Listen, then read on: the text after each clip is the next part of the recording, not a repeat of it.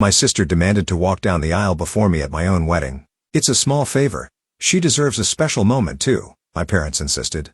I felt anger rising, but I smiled and said no problem. At my wedding I gave her a moment she'd never forget.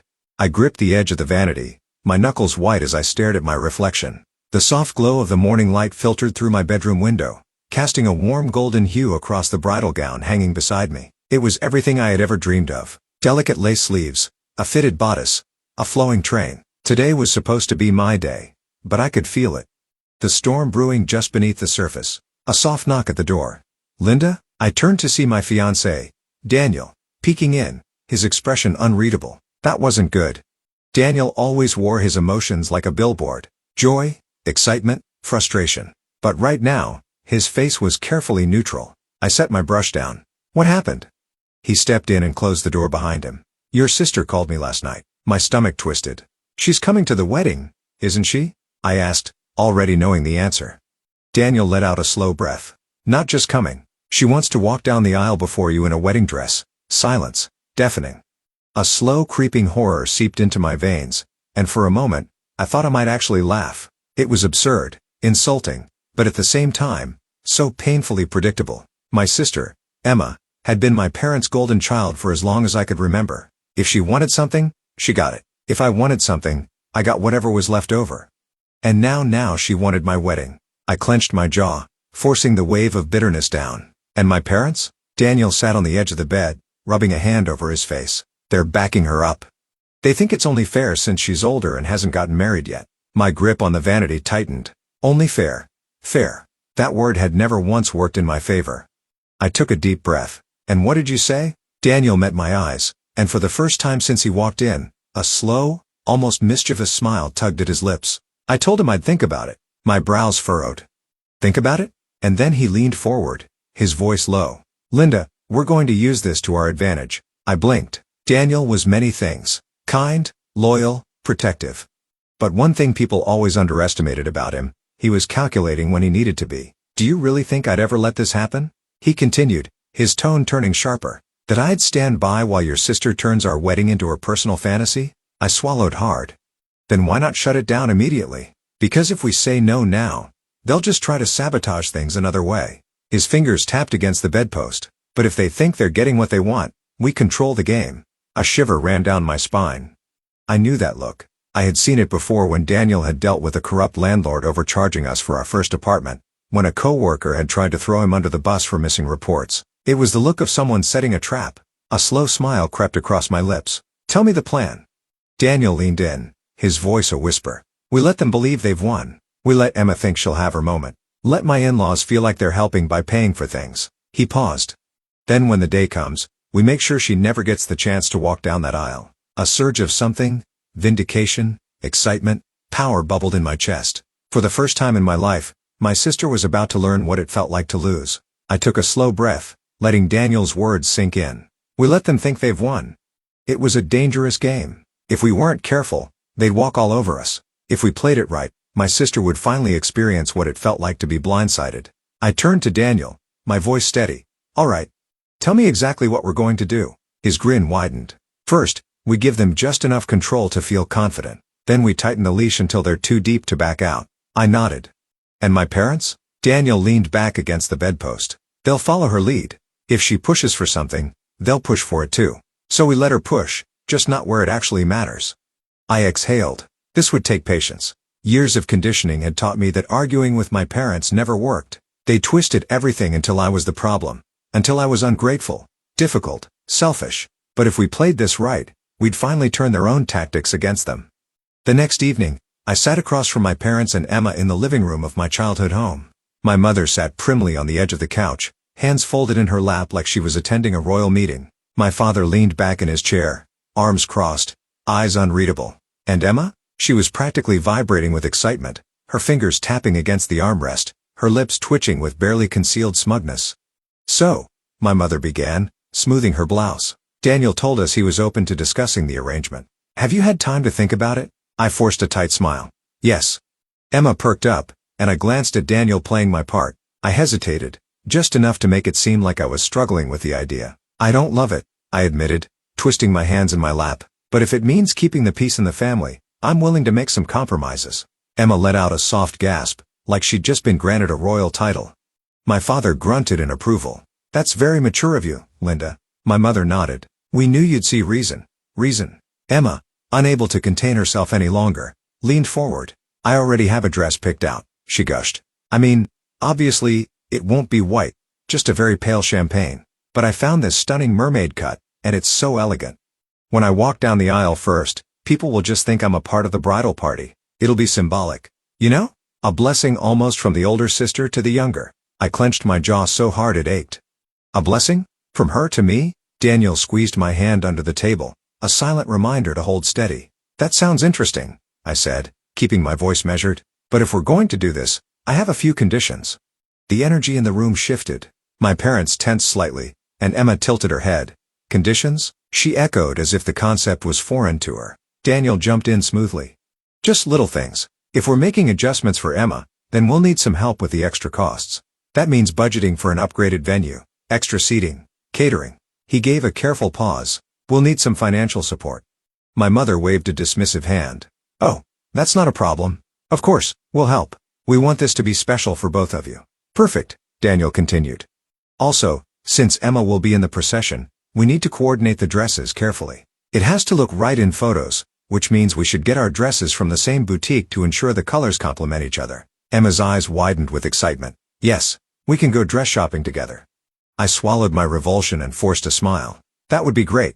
What I didn't say was that I already had my dream dress. It was waiting for me at a boutique 2 towns over, far away from Emma's meddling hands. My father grunted again. Anything else? Daniel nodded. We'll also need to book a top-tier photographer and videographer. If Emma is going to be part of the ceremony, we want to make sure it's documented properly. My mother smiled. Of course. And finally, I said, tilting my head just slightly, if Emma is walking down the aisle first, she won't be a bridesmaid, right? Emma blinked. I kept my tone light, innocent.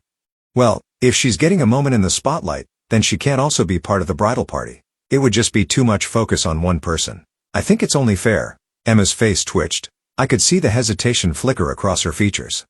She hadn't expected to lose anything in this exchange, but she had already won too much to argue now. She let out a delicate laugh, flipping her hair. I suppose that makes sense. A small sacrifice for such a special moment. And just like that, I had removed her from my wedding party. It wasn't a major victory yet, but it was the first step. Daniel's fingers brushed against mine again, his silent way of saying, "You did it." As the conversation wrapped up, my parents looked pleased. Emma looked triumphant, and Daniel and I looked like we had conceded. But in reality, we had set the stage. They had just paid for their own downfall. If there was one thing I had learned from growing up in my family, it was this: never let them see you coming. The moment we walked out of my parents' house, Daniel let out a low whistle. That was something. I exhaled, the weight of the night pressing down on me. I can't believe she actually thinks she's going to pull this off. Daniel grinned. Oh, she'll try. But by the time we're done, she won't even see it coming. The plan was in motion. Now we just had to make sure Emma, my parents, and everyone else kept believing it. A week later, Emma and I stood in front of a boutique mirror, each of us in our respective gowns. She was twirling, examining herself from every angle, completely absorbed in her reflection. The champagne-colored dress was far too bridal for someone who wasn't the bride, but I had expected nothing less. Meanwhile, I stood in a simple, elegant white gown, not my real dress, of course, that was safely hidden away, untouched by Emma's interference. Oh, Linda, she sighed, spinning once more. I just know people are going to be so emotional when they see me walk first. It's going to be such a powerful moment. I forced a smile, biting down on my tongue so hard I could taste blood. Powerful? The only thing powerful about that moment would be her realization that she'd never actually walked down my aisle. The sales assistant approached, smiling warmly. Are we saying yes to the dresses? Emma nodded enthusiastically. Absolutely. My parents are covering the cost, of course. I let out a small innocent laugh. Oh, Emma, we should let them spoil us a little. After all, this is a once-in-a-lifetime event. Emma beamed. My words had worked like a charm. Once in a lifetime. She thought this was her moment. She had no idea we were building her up just to let her fall. Daniel had already taken care of everything. The dress order would never be processed. A few days before the wedding, Emma would receive a call letting her know there had been a mix-up and her dress hadn't arrived on time. And since she refused to put anything in writing, per Daniel's careful suggestion, there would be nothing she could do about it. She'd be left scrambling at the last minute. I wondered how much of a powerful moment it would be then. The next part of the plan? The guest list. My mother had insisted on handling the invitations under the pretense of making things easier for me. What she really wanted was control. Daniel and I knew better than to argue, so we agreed. But we also made a minor adjustment before the final list was printed. See? My parents had ensured that Emma's friends were invited, even people I barely knew. Meanwhile, some of my closest friends had mysteriously been left out. Daniel discreetly mentioned this to my mother, making it seem like he was on her side. Linda's been so stressed. He had told her, I don't think she even noticed the changes. She ate it up. She had no idea that Daniel had already printed a second set of invitations and sent them out behind her back. By the time she realized my friends were at the wedding, it would be too late to do anything about it. Meanwhile, Emma's group? Their invitations would mysteriously never arrive. We had one last deception to set up before the wedding. It was risky, but if it worked, it would guarantee that Emma would be exactly where we needed her on the big day.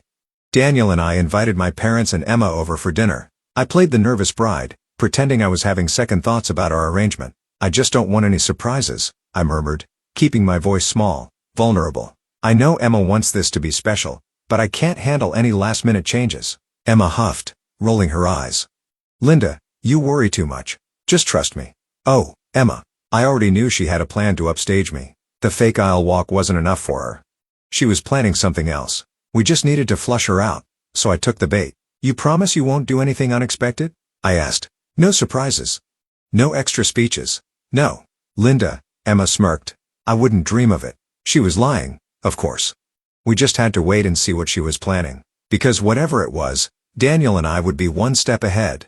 As they left, Daniel pulled me into his arms, whispering against my ear, "You're doing great." I let out a slow breath, steadying myself. The stage was set.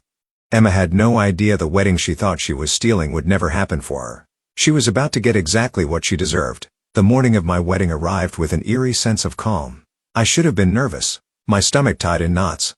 But as I sat in my bridal suite sipping my coffee, I felt nothing but anticipation. Today wasn't just my wedding day. It was the day Emma would finally learn what it felt like to lose. The first sign that everything was going wrong for Emma came at 9:17 a.m.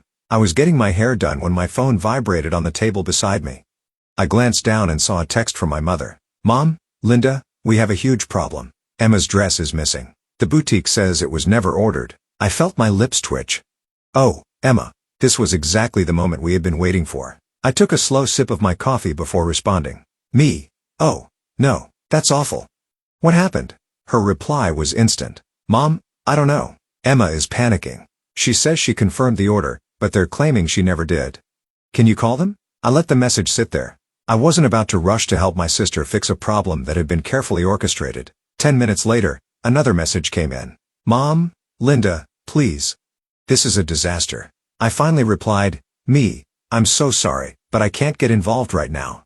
I'm getting ready for my wedding. I'm sure Emma will figure something out." I could picture exactly what was happening at that moment. Emma, standing in front of a mirror, her hair half done, screaming at my parents. My mother frantically calling the boutique, demanding to know what had happened. My father, already in his suit, pacing back and forth, barking orders at anyone who would listen. Meanwhile, Daniel and we were exactly where we needed to be. At 10:30 a.m., Daniel received a text from his brother. Bro, you need to see this." Attached was a photo of Emma's friends standing outside the venue, confused and angry. Their invitations had never arrived. Daniel's response? "Daniel, that's so weird. Maybe they got lost in the mail?" By now, my parents must have realized something was wrong. The guest list had been tampered with. Emma's dress had mysteriously vanished, but they were too busy scrambling to fix everything to actually put the pieces together. And that's when the final blow landed. At exactly 12:15 p.m., my father called me. I ignored it. At 12:17 p.m., he called again. This time, I picked up. "Dad?" I answered sweetly. "Linda," he said, his voice tense. "We have a serious situation. Emma is at the venue, but they won't let her inside." I pretended to frown. What do you mean?" "The security," he snapped. "They're saying she's not allowed in." I sighed, shifting in my chair. "Oh, Dad, that's strange. I specifically told the venue that only invited guests should be allowed in. Maybe her name wasn't on the list?" There was a pause. A moment where I knew my father was trying to piece it all together. "You did this," he finally said, his voice dropping. I smiled. "Did what?" "You set her up." I tilted my head, feigning confusion. "Dad, I don't know what you're talking about. You know I've been so busy with wedding planning. I didn't even handle the guest list. Mom did. Another pause. I could hear my mother's voice in the background, frantic, Emma screeching like a banshee. My father lowered his voice. Fix this now. I let out a small laugh. Dad, I'm the bride. I don't think I should be dealing with this right before I walk down the aisle. Do you? He exhaled sharply. Linda? Gotta go. I chirped, then ended the call. I turned to Daniel, who had been listening the whole time, his expression positively gleeful. She's outside? He asked. I nodded. Perfect. While I stood inside the bridal suite, safe and serene, Emma was losing her mind at the entrance. Security, who had been briefed well in advance, stood firm. I don't care what the list says, Emma shrieked. This is my sister's wedding. Let me in. One of the guards checked his clipboard. Ma'am, if your name isn't on the list, we can't allow you entry. Venue policy. Emma turned to my father. Dad, do something. But my father, for the first time in his life, was completely powerless because there was no proof. No emails, no written agreements, just his word against ours. You're making a mistake, he warned the guards, but they didn't care. They were being paid well to do their job, and their job was keeping Emma out. Inside, the music began to play. I stood at the entrance of the chapel, my bouquet in hand, radiating peace as my guests turned to look at me. There were whispers. People had heard. People knew. And yet, as I took my first step down the aisle, I felt something I had never felt before. Freedom. I wasn't walking in Emma's shadow anymore. This was my moment. I caught Daniel's gaze at the altar. His pride, his love, his silent, we did it. Outside, my sister was probably still screaming. Inside, I was finally free. As the wedding ceremony concluded and Daniel and I were officially pronounced husband and wife, a wave of triumph washed over me. For the first time in my life, Emma hadn't won. She hadn't taken something from me. She hadn't made me an afterthought. But the real battle was just beginning. Because outside, Emma wasn't done. By the time we made our way to the reception hall, the atmosphere was electric with whispers. People knew something had happened. Some guests had stepped outside and seen the chaos firsthand. Others had heard about it through the family grapevine. And those who didn't know, they could sense the tension. I spotted my mother and father standing near the entrance, their faces like thunderclouds. They hadn't even congratulated me. But honestly, that wasn't surprising. I wasn't their priority today. Emma was. I squeezed Daniel's hand. Ready for the next round? He grinned. Oh, I've been waiting for this. We barely made it to our table before my mother stormed over. Linda. Her voice was sharp, controlled, but her eyes raging. I turned to her with the most innocent expression I could muster. Mom, I'm so glad you could make it. Isn't it a beautiful day? She didn't bite. You humiliated your sister, she hissed. Daniel let out a small amused laugh. How exactly? She was standing outside crying in front of everyone. My mother snapped. You set her up. I feigned deep confusion. Mom, I really don't understand. We sent out invitations months ago. If Emma's name wasn't on the guest list, that wasn't something I handled. Maybe you should ask yourself what went wrong, she spluttered, eyes narrowing. I asked myself exactly that when the security told us she wasn't on the list. My father cut in. His voice was low, controlled, but beneath it was pure fury. And? I tilted my head, and I realized something. You've been playing us this whole time. The silence around us was deafening. The guests at nearby tables were listening. My mother leaned in, her voice shaking. You think you're so clever, don't you? Daniel smirked. We don't think, ma'am. We know. I watched as the realization fully hit my parents. They had been played. They had funded my wedding. They had fallen for every trap. And now, Emma was outside, humiliated. My mother's lips trembled with rage. My father's face was stone cold. And then in the most perfectly timed moment of my life, Emma burst through the doors. Gasps rippled through the reception hall as Emma stormed in. Her face was smeared with mascara, her eyes swollen from crying. And she was still in her everyday clothes. She had no dress, no grand entrance, no moment of triumph, only anger. She marched toward me, her hand shaking. You, she hissed. I gave her a bright, polite smile. Oh, Emma, I wasn't sure you were coming. She let out a sharp, furious laugh. Are you serious? You left me outside. You destroyed my dress order. You kept my friends out. And now you're sitting here acting like I'm the crazy one? The entire room was silent. Everyone was watching. My mother reached for Emma's arm. Sweetheart, maybe we should know. Emma yanked away. I want to hear her say it. I want to hear her admit it. I tilted my head. Admit what? Emma's eyes burned into mine. That you did this to me on purpose. I took a slow sip of my champagne. Then I set the glass down and leaned forward. Emma, I said softly, so only she and my parents could hear. You did this to yourself. Her breath hitched. I smiled. You tried to take my moment, and it backfired. Her hands curled into fists. You think you won? She whispered. I leaned back. I know I did. Daniel chuckled beside me. You'll get over it, Emma. That was the final breaking point. With a frustrated scream, Emma grabbed a glass from the nearest table and threw it right at me. The glass never hit me. Daniel, who had been expecting something like this, caught it mid-air. There was a collective gasp from the guests. Emma froze. My father grabbed her arm. Enough. My mother looked horrified, and then I heard it. The murmurs from the guests. She's lost it. I can't believe she did that. She's embarrassing herself. This is her own fault. Emma's face drained of color. For the first time in her life, she realized that no one was on her side, not even our parents. Daniel set the glass down carefully. Then he turned to my father. I think it's best if you take Emma home, he said. My father, for once, didn't argue. He nodded stiffly, grabbed Emma's arm, and led her away. My mother hesitated, glancing at me. I didn't say a word. And finally, after a long moment, she turned and followed my father out. The doors swung closed behind them. I let out a deep breath, and then in the most surreal moment of my life, the entire room burst into applause. People clapped, cheered, and as Daniel wrapped his arms around me, pressing a kiss to my forehead, I realized something.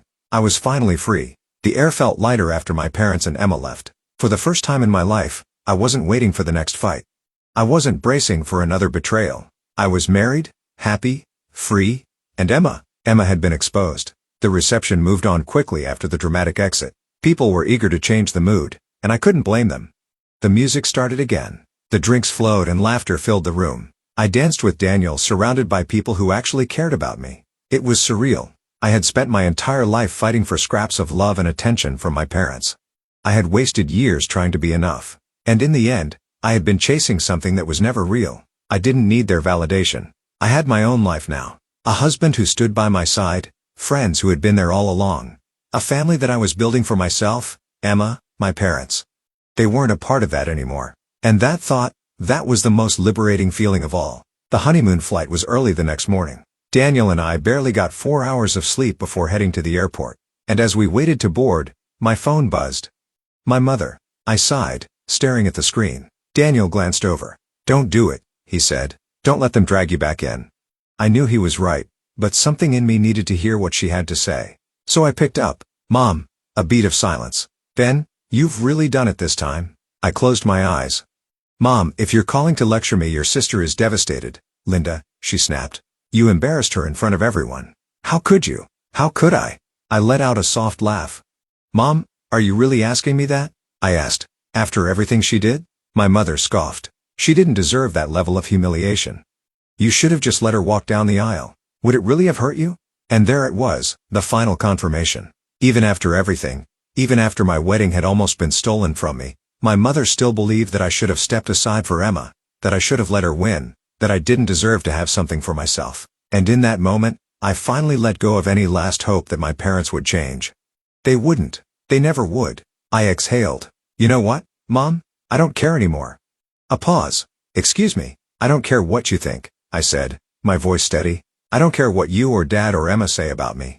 I'm done.